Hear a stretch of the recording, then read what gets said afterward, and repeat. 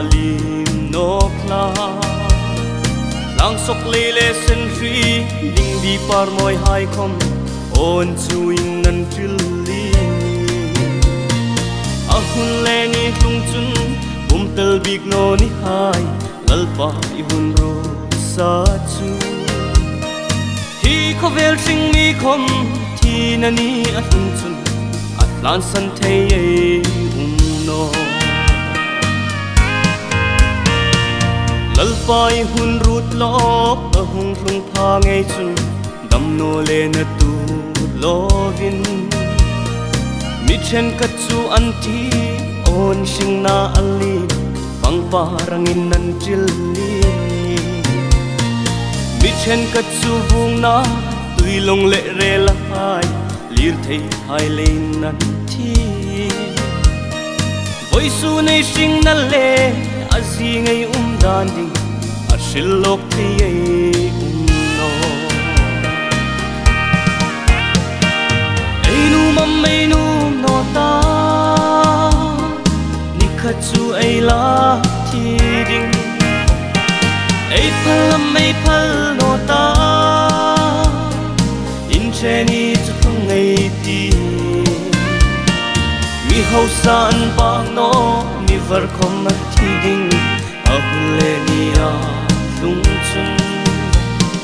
kum som sari mani kum som ri sum chau ei khul jin na ram ko ve in tra hai le lo tra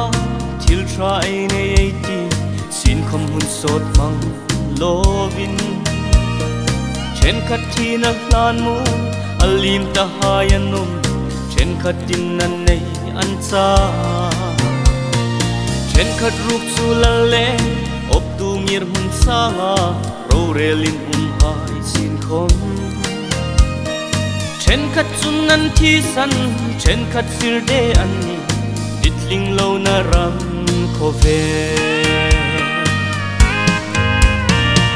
trong se puram kho ve ai mang mek lai nge hin dam lo na le na ha sung tin ha ni panin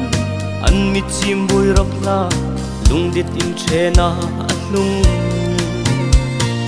nuk mei pasal lung ril mun khat da leng hai khom a si nga in che nok na sung khat u nau hai khom a si nga thi na in a che nok na ram ani ei nu mam ei nu no ta ni kha chu ei la thi ding ei phal no ta in che ni chu ngei ti mi hau san ba no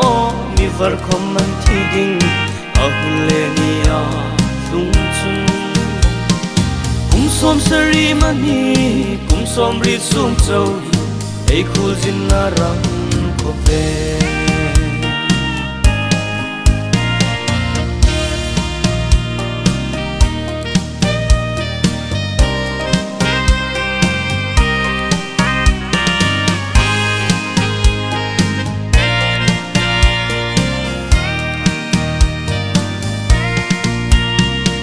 Krista na lo shilo vong tang nge yang khan no nun min ring singin ro converti thun sa le in zo sa jing di min nui sing nun hi mang ro rup ru anga hung ma le lung sit na ko karan khar hange hin ne thi na hlan khela sing na sa rau sin si nge van sing na chu pan nei ti ei nu mam ei nu no ta ni kha chu ei la thi ding ei phal no ta in che ni chu ngei ti mi hau san pa no mi var khom man thi ding a hun le ni a lung chun